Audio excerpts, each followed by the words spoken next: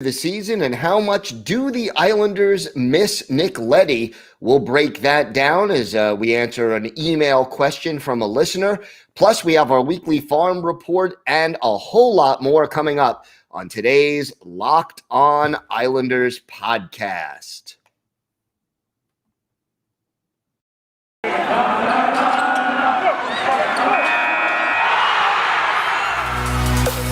Your Locked On Islanders, your daily podcast on the New York Islanders. Part of the Locked On Podcast Network, your team every day.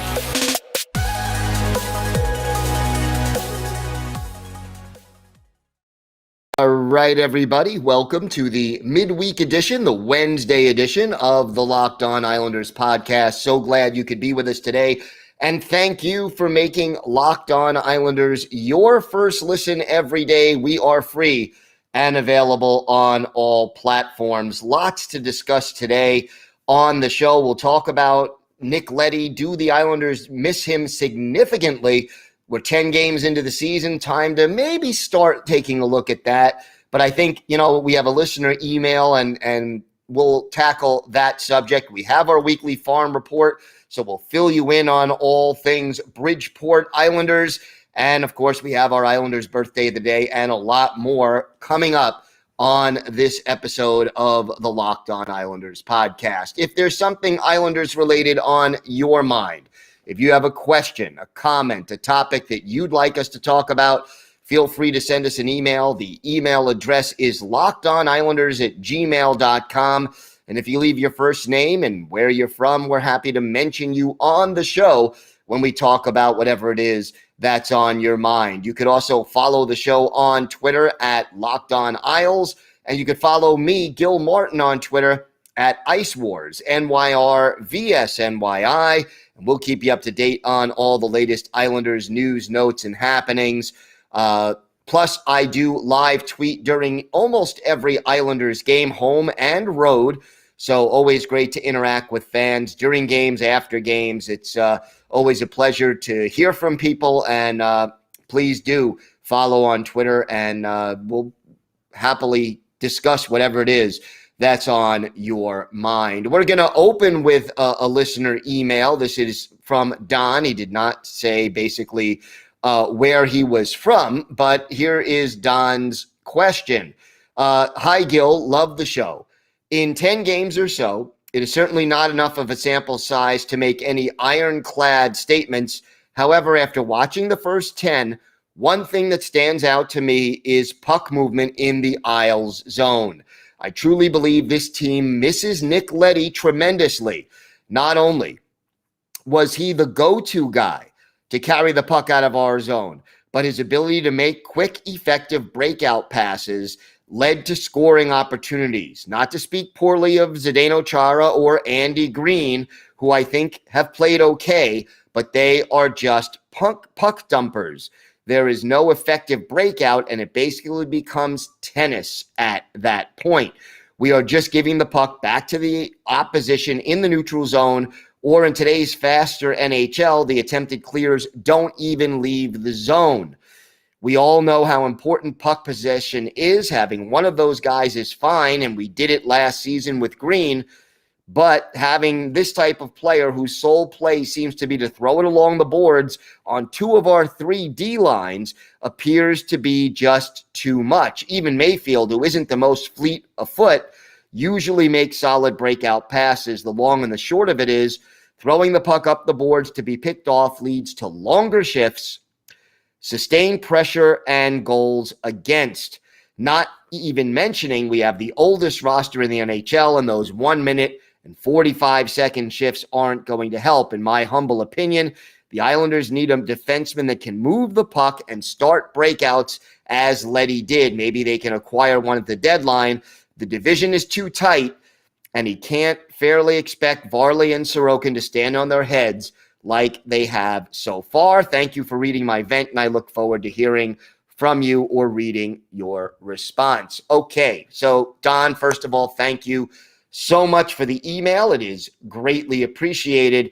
As far as what you're pointing out, I think there is a lot of validity to it, and it's something we have mentioned on the show a few times. No player, with the exception of Noah Dobson, has the ability to get the puck out of the zone the way the Islanders did with Nick Leddy there. And it does put a lot more pressure on your defense. And we've seen more turnovers, I think, especially like we did in the third period on Sunday against Minnesota. When the Islanders play poorly and they don't play Islanders hockey, it tends to be a situation where they are making more turnovers and being sloppier in their own zone. And I think, yes, part of it is that they don't have a player like Nick Leddy or enough players like Nick Leddy who can carry the puck out, skate it out swiftly, or make that good first outlet pass. And even Dobson is better at making that pass than he is at skating the puck out quickly. So overall, this is something the team is lacking. And, you know, you look at Andy Green and Zdeno Chara, both of them long in the tooth by NHL standards. Not that they aren't good defensemen, even at this stage in their careers, but they're not puck-moving defensemen. Mayfield is not a puck-moving defenseman, although I am a big Scotty Mayfield fan. And even Pelech and Pulock don't have that ability to skate the puck out of trouble very, very well. So does this mean that the Islanders have to make a trade? Maybe, maybe not. Is Sebastian Aho a possibility, even though the team is concerned about his lack of size and his ability to play defense? If he has a strong first half of the season, does this mean Robin Salo gets an opportunity, or Samuel Bolduc gets an opportunity to come up and show what they may be able to do? That's another possibility. And then, of course, the third thing, you still have Thomas Hickey, but I don't think he's necessarily the answer as a puck mover, although he does have more ability to do that than some of the other players we've talked about. And then, obviously, the other possibility is that you make a trade, bring somebody in, and it doesn't have to be somebody who is going to cost you an arm and a leg. I think that you can acquire a player for a draft pick, like a low to mid-round draft pick. It doesn't have to be a guy who's going to get you 35, 40 points on the blue line or quarterback the power play. What you need is just somebody who has the ability to move the puck and pass it out of the zone or skate it out of the zone rather than chip it out of the zone. And again, you know, part of hockey is being able to have a good mix of players with different kinds of skill sets. And, you know, everyone, let's talk about, you know, the Islanders, Stanley Cup winning teams in the 80s. And Dennis Potvin could skate the puck out. But he wasn't the only defenseman who could do it. You had Mike McEwen, who could also pass or skate the puck out. You had Stefan Pearson, who could also do either of those things. And you need diggers and grinders and scorers and guys who are fast and guys who are tough. You need to have the right mix if you're going to go on a championship run or even be a championship contender. And right now, I think that there is some validity to the fact that this defensive unit, while solid top to bottom, does not have enough players who can skate the puck out or pass the puck out the way Nick Leddy did. So I think, you know, the old expression that you always hear from Lou Lamoriello, the Islanders GM, is if you have time, use it. I don't think he's in a rush to make any moves, but it would not surprise me to see at some point this season, whether it's a trade or a call-up or a lineup shift, that we get some kind of movement to bring in a new defenseman who can remedy that situation if it continues to be a major problem for this Islanders team. So something to keep an eye on. And again, Don, thank you so much for the email. We have got a lot more to talk about on today's show. We have our farm report, which we try to do every Wednesday. So we'll fill you in on all of what's happening in Bridgeport and a whole lot more. So stay with us. More to come on the Locked On Islanders podcast. Cha-ching. Oh, that sound makes me smile. It's the sound of another sale on Shopify, the all-in-one commerce platform to start, run, and grow your business. In case you don't know, Shopify is a complete commerce platform that lets you start, grow, and manage a business. The subscription-based software allows anyone to set up an online store and sell their products. Shopify store owners can also sell in physical locations using Shopify POS, our point-of-sale app, and accompanying hardware.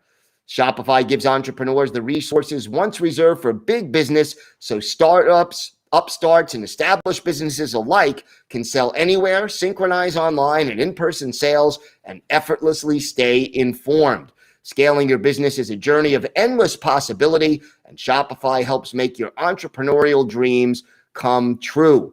Shopify powers over 1.7 million businesses from first sale to full scale, reaching customers online and across social networks with an ever-growing suite of channel integrations and apps, including Facebook, Instagram, TikTok, Pinterest, and more. Go to shopify.com/LockedOnNHL, and that's LockedOnNHL, all lowercase, for a free 14-day trial and get full access to Shopify's entire suite of features. Grow your business with Shopify today. Go to shopify.com/LockedOnNHL right now. Shopify.com/LockedOnNHL. Today's episode is also brought to you by Built Bar. We're back and better than ever. A new web interface with this. Whoops, sorry about that. Built Bar, the best tasting protein bar that tastes like a candy bar. I'll tell you, I love Thanksgiving. All the good food and treats and plenty of them, but maybe you want a yummy dessert that isn't so full of calories and sugar. Well, that's the perfect time for Built Bars. Built Bar is the new holiday dessert.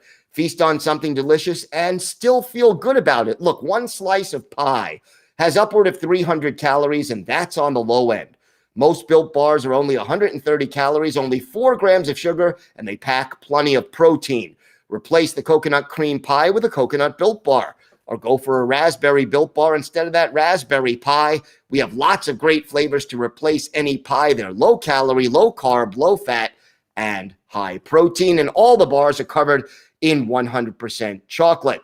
So there'll be also new surprises all month. Limited time flavors arriving at Built.com regularly. So check the site often. There's nothing like Built Bar Black Friday. Mark your calendar because Black Friday will be a huge event with all kinds of surprises. Go to Built.com and use the promo code LOCK15. You'll get 15% off your order. That's promo code LOCK15 for 15% off at Built.com. Once again, I want to thank everybody for making Locked On Islanders your first and every day. We are free and available on all platforms. So it's time for our weekly farm report. We go down to Bridgeport, or across the sound to Bridgeport, and talk about the week that was and the week that is coming up for the Bridgeport Islanders. And a mixed bag again for the Islanders. They had 3 games, one on the road on Friday at the Hartford Wolfpack, and then they hosted Springfield and Hartford Saturday and Sunday. Tough game Friday night, losing in Hartford 7-4. 2 goals for Blade Jenkins, and Anatoly Golishev scored for his 3rd consecutive game.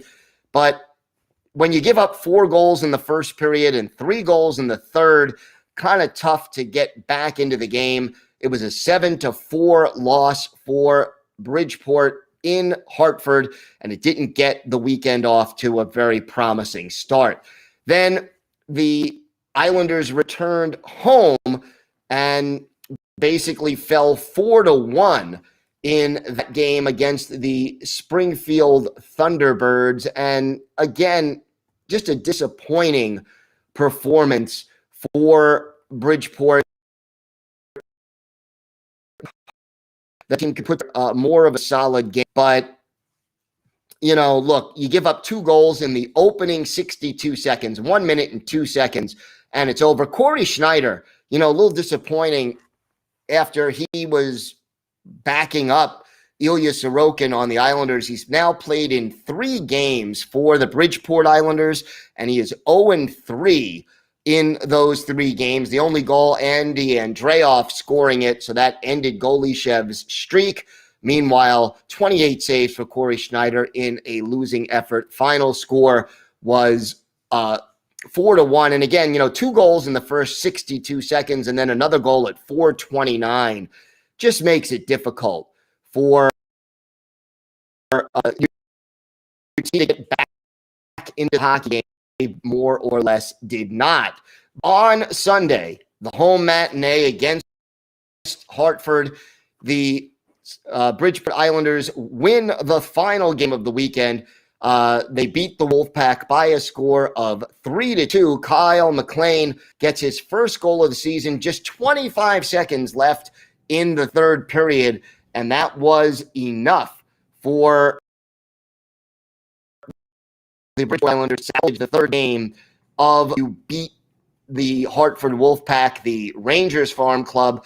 That is a good thing. Arnold Durando, 3 points, including 8 shots on goal. So that was a good one. And Otto Koivula, he also scored. He now has 10 points in his last 9 games. Jakob Skerrick, the goalie, 26 saves to end a 3-game winning streak for Hartford and a 3-game losing streak for Bridgeport. So hopefully the Bridgeport Islanders now can get back on track and start building on that Sunday victory that they had. Now, there is that rare midweek game this week.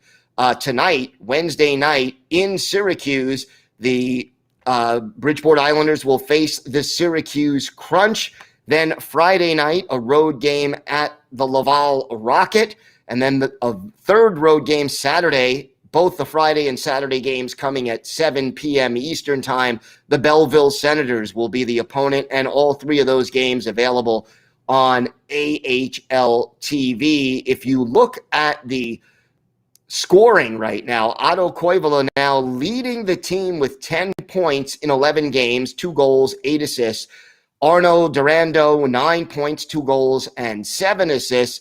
Anatoly Golishev leading the team with 5 goals. Chris Terry close behind him with 4. And again, sort of an uneven set of performances right now by the Bridgeport Islanders. But, here's the encouraging thing, and this is sort of the amazing thing. You look at the goaltending, and Jakob Skerrick, he is 4-1-1 in his 7 appearances this year.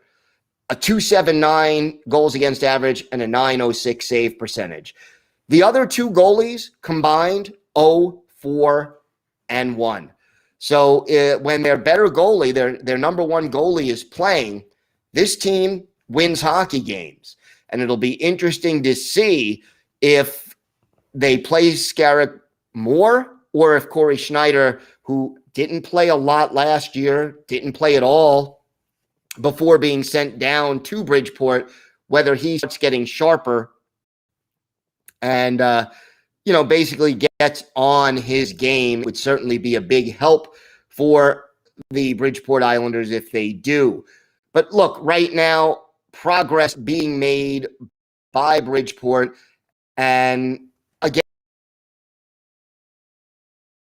outcome in every game. That's something we did not see a lot of necessarily last year. If you look at the standings real quick, right now the Islanders 7th out of the 8 teams in the Atlantic Division with a record of 4-5-2.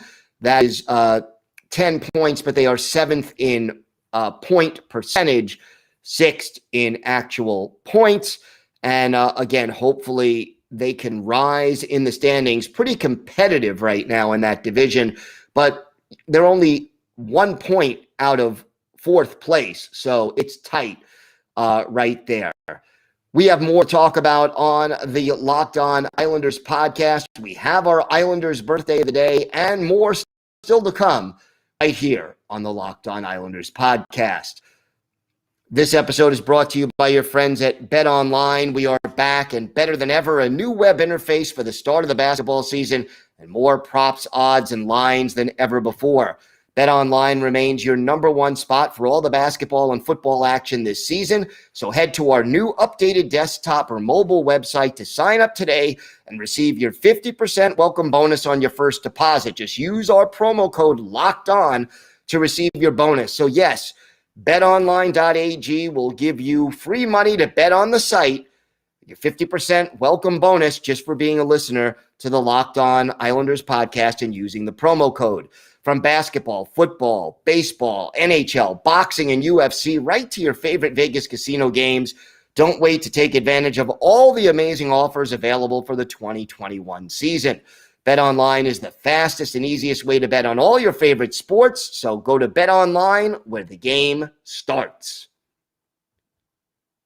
Time now for our Islanders birthday of the day, and I'll tell you, a goaltender who went on the Islanders organization and play the Islanders. We want to wish a very happy birthday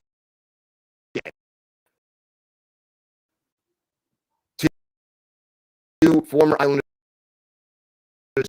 goaltender Wade Flaherty. Flaherty for the Islanders in 1997, 98, 99, 1999, 2000, and part of the 2000 season. He was originally in the 9th round by the Buffalo Sabres. He made his NHL debut with the 92 season, then played for the Islanders, Lightning, Panthers, and Predators before finishing his career in the NHL after the 2007-2008 season. One of his better games with the Islanders was back to April 8 at the Coliseum. Islanders and the Tampa Bay Lightning. The Lightning have Zach Burke in goal, while the Islanders obviously go with Wade Flaherty. And in the first period, the Islanders get on the board first. Jason Daw was in the box for elbowing. The Islanders were shorthanded. Brian Berard tallied his 14th from Tom Chorsky and Claude Lapointe. A shorthanded goal at 12-13, 1-0 Isles. Then Mike Huff made it 2-0 Isles in the final minute of the period. Brian Berard, the only assist, and that's how it stood after the first period. In the second, the Islanders continue to score. Ken Belanger, his third, from Jason Daw and Claude Lapointe at 14-25. And then in the final minute of the period, with Darcy Tucker off for tripping, Trevor Linden, his 17th from Ziggy Palffy and Kenny Janssen at 19:33. That made it 4-0 Isles. That's how it ended. No scoring in the third period. And for Wade Flaherty, 25 saves to earn the shutout, one of the many shutouts he had with Islanders in a 1997-98. 3 shutouts in just 16 games for Wade Flaherty. He just played well for the team. His brief set of appearances. That, again, best wishes and a happy birthday to Wade Flaherty. He is our Islanders' birthday of the day. On tomorrow, previewing the game against the New Jersey Devils, third as the game season opening road trip starts to wind down, and that, I have to say, is a welcome relief. Believe it or not, we are phasing the opening of the new UBS Arena at Belmont, and I am so looking forward to it. We will start to talk about Islanders' new home and talk about what it means and what it's going to be like to be in that building, something that we are all looking forward to in a big way, and it is now just 10 days away. So a little more to be about, and again, we've talked all year about how we want the Islanders to get 15 minimum on that 13-game road trip. Hopefully, they are getting close to that, as we head down the stretch for these final 3 games of this road trip. So they're at 12 points right now. So it'll take 3 points in 3 games to get them to that mark. Thanks for making Locked On Islanders your first listen every day. Now make your second listen Locked On NHL. Locked On NHL has Locked On experts covering the biggest stories around the NHL every Monday through Friday in less than 30 minutes. It's free and available on all platforms. And I do host the Monday edition of the Locked On NHL show, so please join me for that. That does it for us today. Have a great day, everyone. Thanks so much for tuning in. And, of course, let's go Islanders.